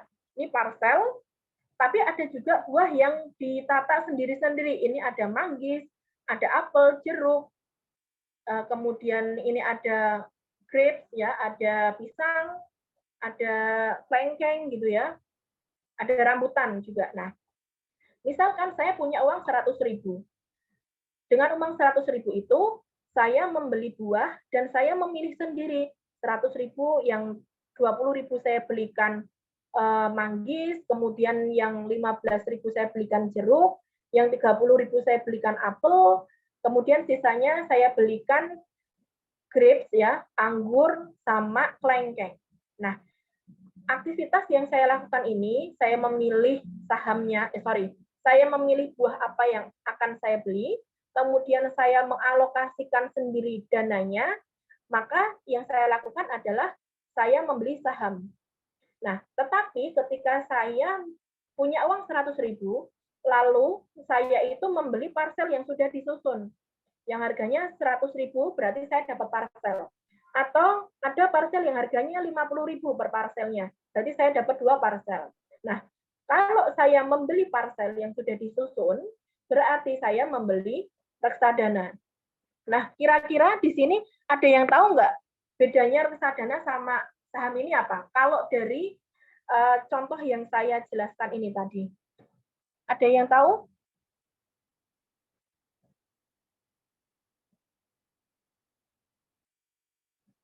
Ada yang tahu? Mungkin nanti ya, di akhir ya. Nanti kalau ada yang bisa menjawab. Nah, itu tadi silakan jadi PR ya, mungkin ada yang bisa menjawab bedanya apa. Nah, kemudian ada ETF. Jadi kalau ETF itu merupakan perpaduan antara saham dan reksadana. Jadi sebenarnya ETF itu bahasa mudahnya adalah reksadana yang ditransaksikan seperti transaksinya saham.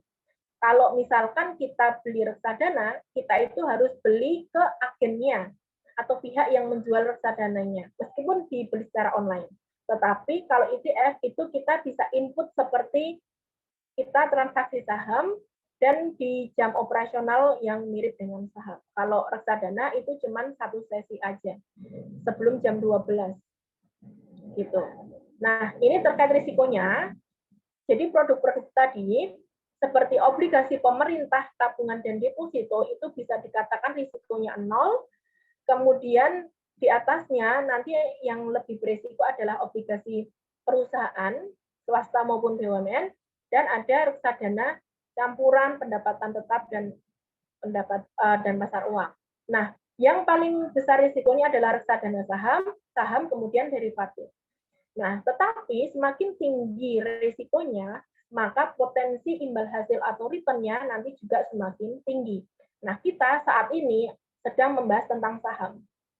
Maka saham ini dibandingkan yang lain memang potensi risikonya lebih besar, tetapi potensi untungnya juga lebih besar. Dan ini mekanisme transaksinya, ketika kita akan transaksi, kita harus membuka akun dulu. Minggu depan kalian akan membuka akun di iPod secara online. Setelah punya akun, barulah kalian bisa transaksi secara online yang diawasi oleh IDX, KP, dan KSEI.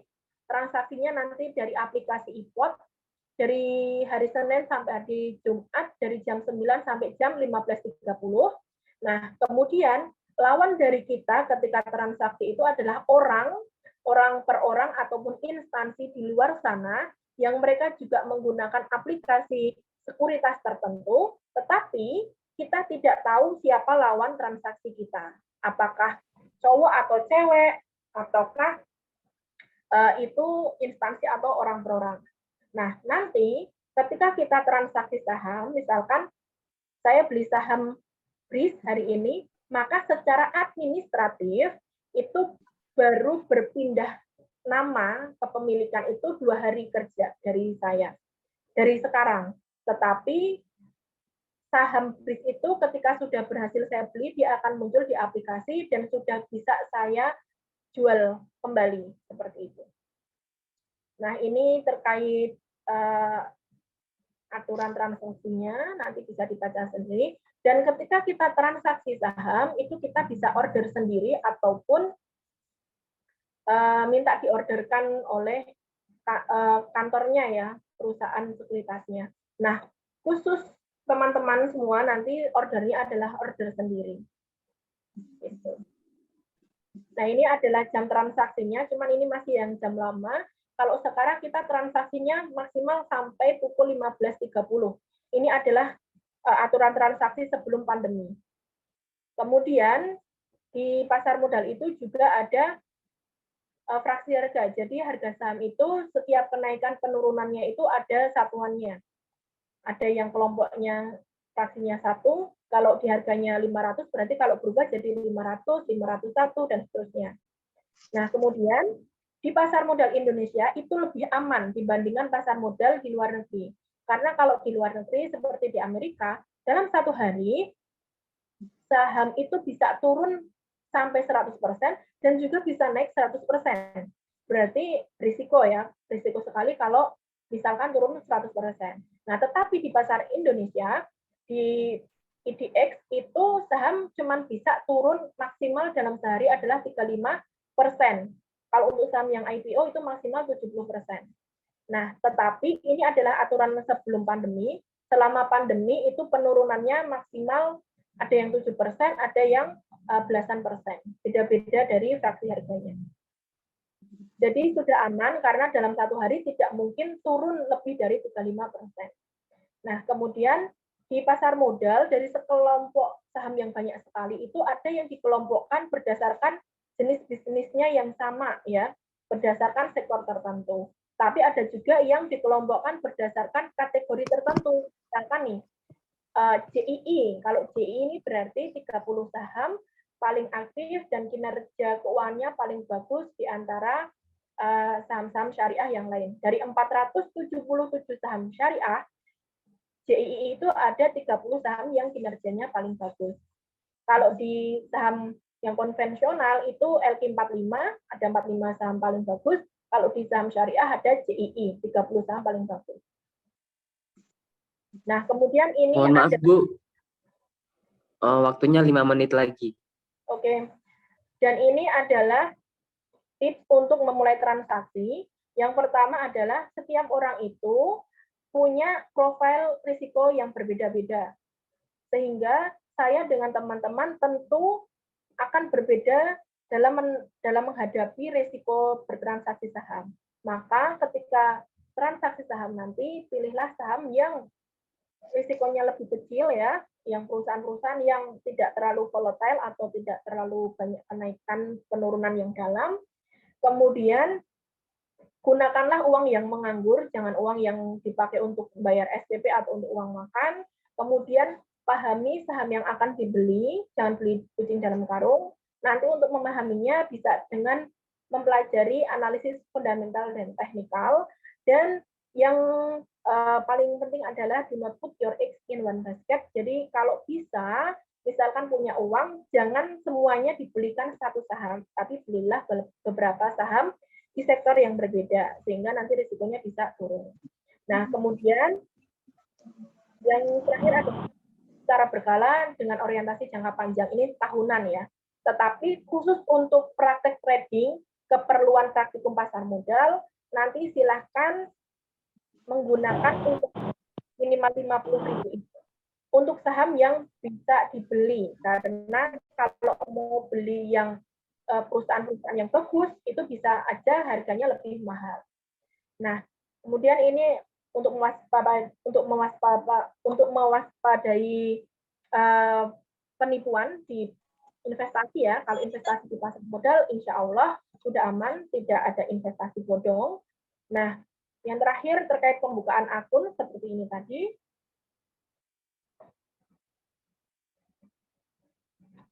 Terkait pembukaan akun, saya ingatkan tadi ya syaratnya ada data pribadi, buku tabungan, NPWP opsional, email Gmail, nomor handphone yang aktif, dan saldo 50.000.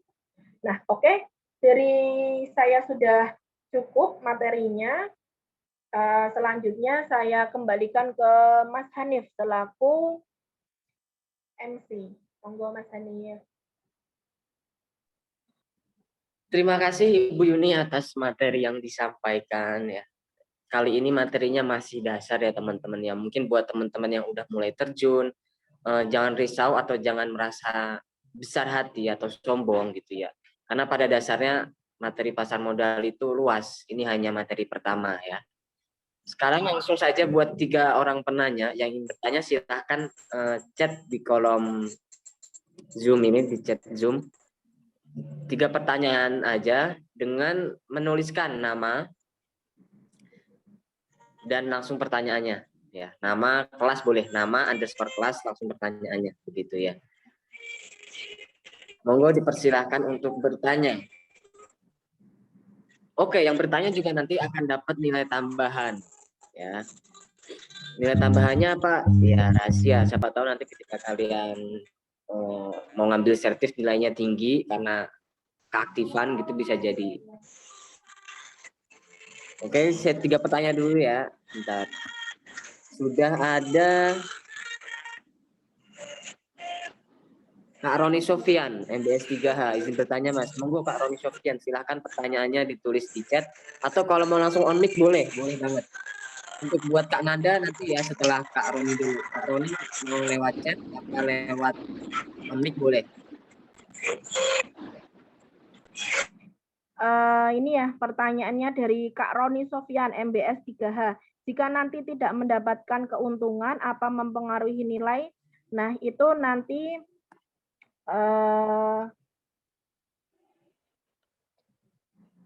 tentunya mempengaruhi nilai, tetapi penilaian kita itu tidak hanya sebatas teman-teman bisa menghasilkan keuntungan. Karena tadi kan ada analisis yang digunakan untuk memilih saham ya. Jadi misalkan saya beli saham Sido Muncul, kemudian saya untung 50% misalkan seperti itu. Kemudian Kak Roni ini beli sahamnya Antam gitu ya, tetapi malah rugi gitu. Nah, ketika saya membuat laporan, saya kan harus menjelaskan kenapa saya beli Sido Muncul.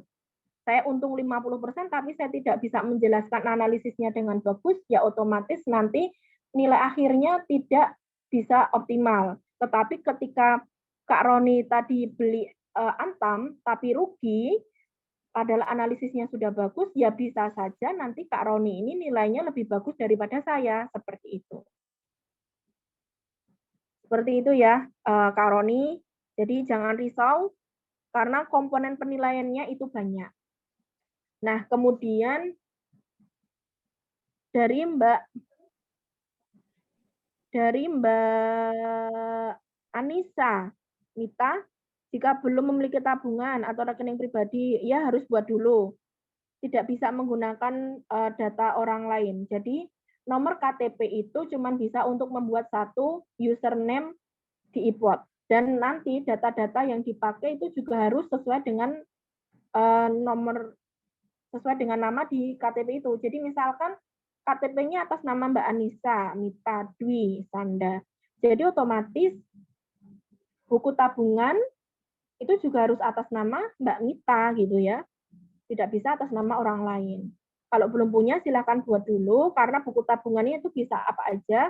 Kalau misal buku tabungan yang isi saldonya sedikit itu bisa BCA ekspresi, itu saldonya bisa 50.000, kemudian nanti bisa ditarik tinggal 5.000 gitu ya. Benar. Gitu. Jadi kalau misalkan buka buku tabungan BRI misalkan harus 100.000, nah BCA tuh dia bisa 50.000. BCA ekspresi.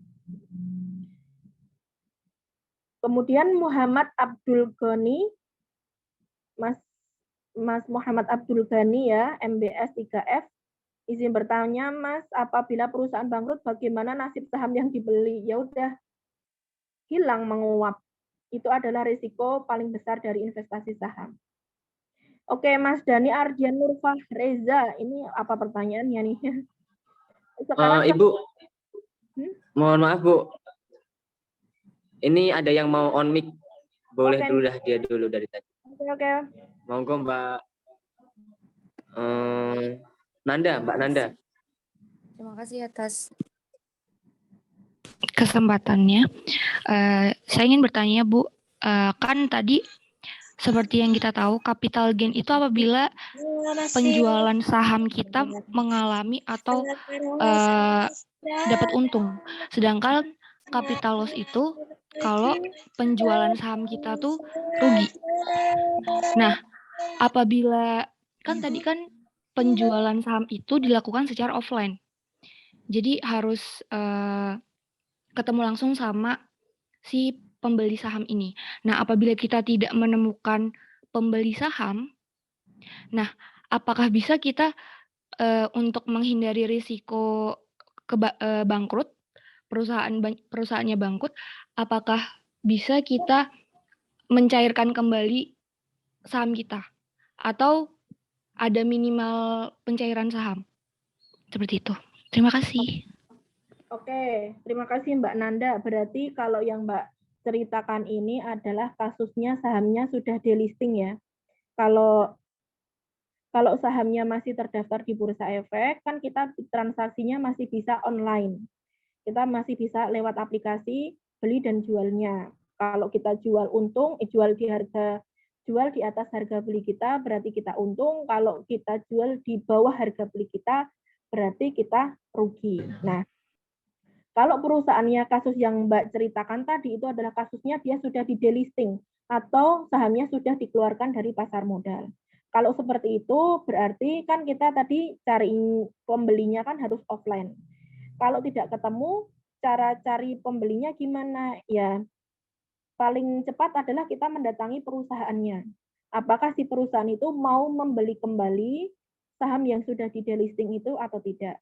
Tetapi ketika si perusahaan itu tidak mau membeli lagi, ya maka kita tidak bisa berbuat apa-apa.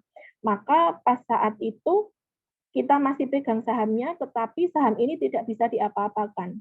Harapan satu-satunya adalah semoga si perusahaannya itu kembali bangkit dan nanti ada orang yang berminat untuk mencari sahamnya tersebut. Gitu.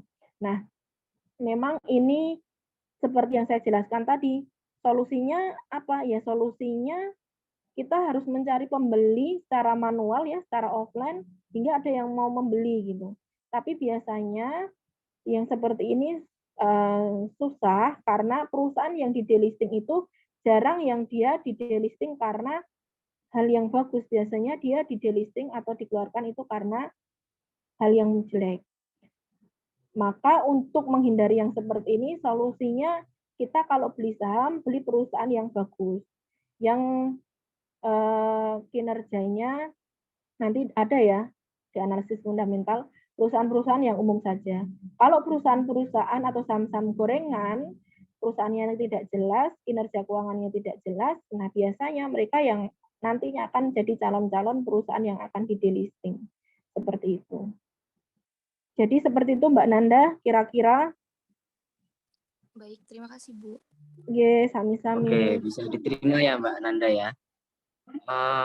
Lanjut aja Bu, pertanyaannya dari Mbak Lindayani. Mungkin Mbak Lindayani ini pertanyaannya sedikit salah ya Bu ya. Untuk minimal pulsanya berapa Bu? Oke, minimal saldonya mungkin ya. Minimal iya saldonya mungkin itu maksudnya Bu. 50.000 Mbak Lindia. Minimal saldonya 50.000. Terus misalkan nih, Bu kok kita harus keluar 50.000 untuk praktikum Bu gitu ya. kita takut rugi gitu. Ya untuk praktik ini memang kita harus ada usaha yang kita keluarkan ya. Makanya kalau kita pengennya tidak rugi, kita nanti harus berjuang keras ketika menganalisis saham yang mau kita beli. Harapannya nanti pas dibeli terus harapannya sahamnya naik jadi kita untung gitu ya. Jangan yang rugi. Nah, teman-teman ini ada kesempatan ya untuk menjadi mahasiswa dengan transaksi paling banyak. Nanti kan ada hadiahnya. Atau nanti waktu SPM Syariah itu kalau peserta yang aktif bertanya atau aktif menjawab itu ada door prize yang biasanya door prize-nya adalah saldo akun gitu ya. Nah, itu yang bisa jadi harapan lain biar uang yang sudah teman-teman masukkan di akun nanti bisa ditarik kembali dengan untung gitu. Kira-kira Oke, cukup ya Mbak Linda ya nih. Iya. Oke, langsung aja saya lagi nih. Iya, Kak. Terima Semakin kasih. oke. Pertanyaan dibatasi saja, Bu. Saya rasa dibatasi sampai Dani. Untuk pertanyaan Dani saya jawab langsung deh. Apakah harus menggunakan iPod? Iya, betul. Untuk praktikum kali ini memang harus menggunakan iPod ya, Kak ya. Kalau misalkan Kak Dani udah transaksi di sekuritas lain, nggak apa-apa, download lagi di iPod buat khusus praktikum ini aja, oke? Kemudian pertanyaan dari Dwi Yuliana, Ibu. Bagaimana pengaruh pasar modal terhadap perkembangan perekonomian di Indonesia? Dan jika suatu negara mengalami inflasi, apa pengaruhnya terhadap investasi? Apakah mau dijawab sekarang, Ibu? Ya, jadi pengaruhnya, ini kok bergerak lagi sih. Jadi pengaruhnya pasar modal itu sebenarnya bisa jadi seperti alarm ya, dia penanda waktu akan ada krisis dan penanda waktu ekonomi akan bangkit. Nah, inflasi itu selalu terjadi dan inflasi berpengaruh terhadap inflasinya saya jelas karena kalau adanya inflasi maka ekspektasi untuk return investasi kita kan harus lebih besar daripada inflasi tadi ya. Kalau inflasi itu masih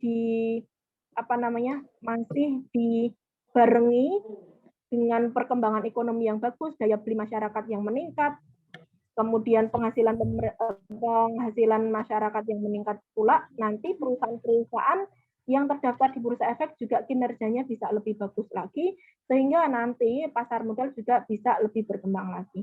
Jadi semuanya tergantung dari banyak faktor makro, dan inflasi itu terus terjadi. Dan yang pasti ekspektasi kita semakin tinggi juga untuk return-nya.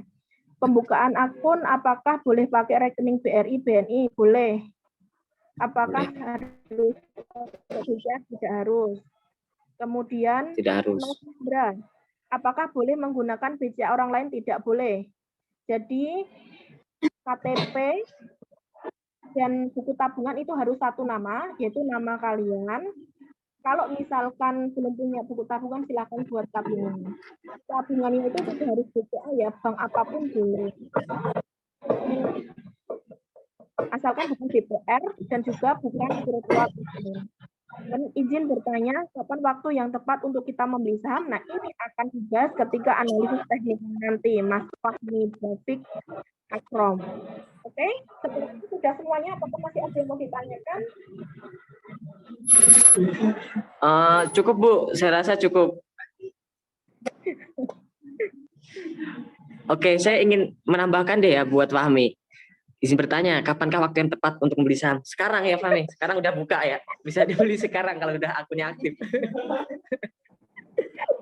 Mantap sekali nih, Mas Hanif nih promosinya. Sekarang waktunya, jangan ditunda-tunda lagi. Iya, betul. Oke, Bu, saya mau review materi buat para peserta Zoom. Tadi Bu Yuni sempat bertanya kan ya, yang mengilustrasikan tentang buah itu. Nah, saya ingin bertanya kepada Sobat iPod saya sebutnya ya. Sobat iPod. Perbedaan saham, kemudian reksadana, itu tadi apa sih gitu? Mungkin yang bisa jawab langsung on mic ya. Kalau ini bonusnya dapat saldo deh ya, dapat saldo dari saya. Asik nih. Oke. Asik nih. Ayo, yang mau langsung on mic gitu. Saya mau izin mencoba menjawab. Oke. Oke. Siapa ini ya? On mic bisa Mbak? On mic, on cam gitu ya kalau bisa. Bisa ya, Kak? Oh ya. Perkenalkan namanya siapa? Kelasnya apa? Perkenalkan nama saya Ardelia Regita Cayani, kelas MBS 3C. Izin menjawab pertanyaan dari Ibu Yuni tadi mengenai perbedaan saham dan reksadana. Kalau saya bisa kita pilih yang memilih membeli, dan yang dibeli itu adalah perusahaan yang terdaftar di perumpamaan buah tadi itu kita yang memilih sendiri buah yang kita beli yang mana. Kalau reksadana kita bisa membeli buah yang sudah dipaketin melalui yang atau dalam bahasa pasar modal namanya investasi. Gimana Bu? Suaranya terdengar nggak Bu? Apa Enggak. saya suruh ulangin ya? Anu Ada kayak samar-samar gitu ya? suaranya ini sinyalnya mungkin sinyalnya Mbaknya. Sinyalnya. Bisa diulangi sekali lagi nggak Mbak? Sekali lagi ya. Mohon sinyalnya dipastikan bagus gitu. Kalau saham itu menurut saya kita sendiri yang memilih membeli, dan yang dibeli adalah perusahaan dari BI. Kalau dari buah tadi kita yang membeli buah yang kita beli yang dana, kita hanya bisa memilih atau beli yang sudah dipaketin melalui PayPal atau dalam apakah sudah biasa? Oke. Saya nangkep sih sebenarnya. Mungkin maksudnya Mbaknya ini kalau saham itu beli sendiri, yang nentuin buahnya. Misalnya jambu, kita ambil jambu, anggap aja jambu itu Unilever, habis itu kemudian buah naga itu seperti misalnya multipolar gitu, kita ambil sendiri, yang ambil sendiri itu saham maksudnya ya. Kalau reksadana tadi belinya yang sepaket gitu maksudnya Mbaknya. Kayak yang tadi aku bahasanya manajer investasi. Oke, bagus sih. Bisa diterima walaupun ya kurang tepat, tapi masih sesuai jalur lah ya Bu ya. Masih dan harus Buat Mbak Adelia, jawab. Nanti bagi dua aja ya Hanif, saldo yang untuk Mbaknya nanti dari saya juga ada. Ini kuliah, Mbak. ada. Oke. Amat ya buat Mbak Adelia. Apakah ada pertanyaan lagi nggak Bu? Ada giveaway lagi nggak nih? Tanggal tua juga sih, tapi giveaway-nya harus ini nggak? harus apa namanya? Harus saldo nggak atau bisa barang? Saldo berupa RDN Bu kalau saya niat ya, biar dia semangat berinvestasi. Oh, siap. Saldo ya, harusnya satu meeting saya satu ini aja. Jadi yang tadi Mbak Adel nanti dari saya aja Hanif. Dari Ibu. Ya dapat dari saya juga nggak apa Bu, bonus. Aduh. 50.000 kan ininya. 50.000 saldo di RDN. Pastikan punya akunnya dulu ya Mbak ya. Pastikan daftar akunnya dulu, baru bisa kita top up-kan gitu.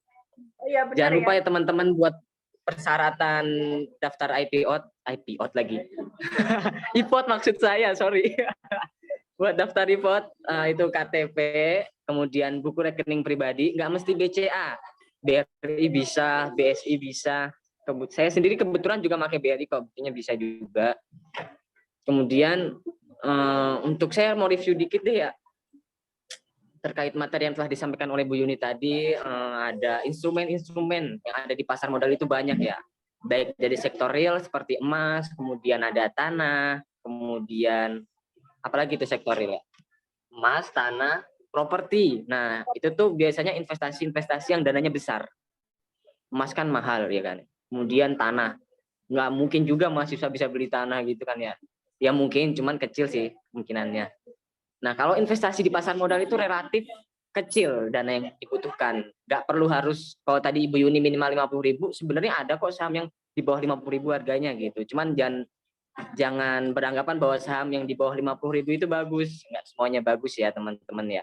Sebenarnya modal 50.000 itu kecil loh. Jadi buat teman-teman yang merasa keberatan, jadi nggak usah sungkan, nggak usah riskan ya. Kalian tinggal jawab pertanyaan dari moderator atau dari Bu Yuni, malah dapat saldo langsung tuh. Nggak perlu top up kalian ya. Kemudian itu aja sih yang bisa saya sampaikan. Kurang lebihnya mohon maaf. Oh ya, untuk absensi akan dikirim ke chat. Itu yang dikirim itu link ya. Kalian nggak usah chat Novandra Irfan kelas apa, nggak usah chat gitu. Nanti akan ada linknya. Ditunggu dulu ya. Ayo Mbak. Linknya udah ada. Tunggu sebentar untuk linknya. Jangan keluar dari Zoom dulu. Jangan lupa screenshot dulu buat jaga-jaga.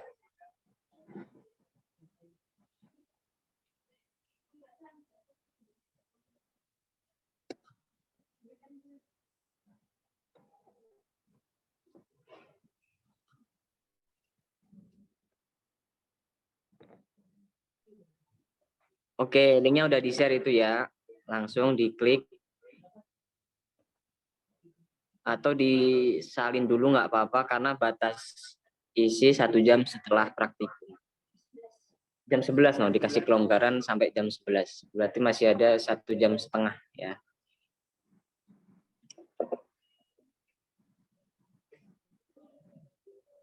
Oke, langsung saja menginjak acara terakhir, yaitu penutupan. Sebelumnya saya ucapkan terima kasih juga kepada Ibu Yuni selaku pemateri pada praktikum kali ini. Materi yang disampaikan cukup jelas ya, cukup detail. Sampai ada tadi pengertian RUPS, kemudian ada dividen, capital gain, itu sebenarnya materi-materi yang bisa dijelaskan ke depannya sebenarnya. Cuman udah di-spill dari sekarang gitu, biar kalian nggak asing dengan kata-kata ini. Terima kasih saya ucapkan kepada peserta praktikum sekalian. Mohon maaf apabila ada kesalahan dari saya, baik perbuatan maupun perkataan. Dan buat yang belum beruntung, kalau praktikum selanjutnya langsung saja ke aktifannya ya. Siapa tahu dapat saldo gratis lagi. Wabillahi taufiq wal hidayah. Wassalamualaikum warahmatullahi wabarakatuh. Waalaikumsalam warahmatullahi wabarakatuh. Waalaikumsalam warahmatullahi wabarakatuh.